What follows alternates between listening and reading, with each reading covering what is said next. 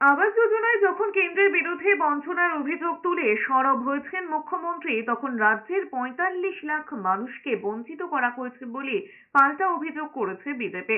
দলের রাজ্য সাধারণ সম্পাদক জগন্নাথ চট্টোপাধ্যায় বলেছেন, ৫০ লাখ মানুষের উপর সমীক্ষা চালিয়ে কেন ১০ থেকে ১২ লাখ মানুষকে বেছে নেওয়া হলো।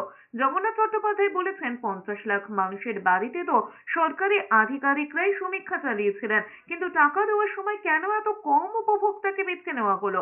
৪০ লাখ মানুষের উপর গাজর ঝুলিয়ে রাখা হয়েছে, 2026-এ ভোট দিলে তবেই বাড়ির টাকা পাবে।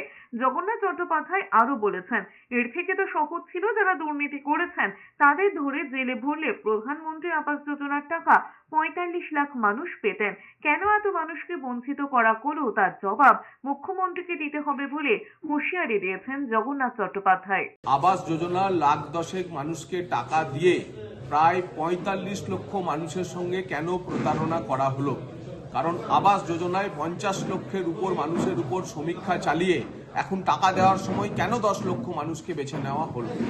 আমরা বলেছিলাম যে যত মানুষের উপর সমীক্ষা হয়েছে, যত জনের বাড়িতে সরকারি আধিকারিকরা গেছে এবং তারা কোয়ালিফাইড হয়েছে, যারা বাড়ির জন্য নির্বাচিত হয়েছে, প্রথমবারে তাদের জন্য টাকা দিতে হবে। কিন্তু ৫০ লক্ষ বাড়ির মধ্যে মাত্র ১০ লক্ষ মানুষকে টাকা দিয়ে ৪০ লক্ষ মানুষের উপর গাজর ঝুলিয়ে রাখা হলো যে ২৬ সালে ভোট দিলে বাড়ি দেওয়া হবে বলে।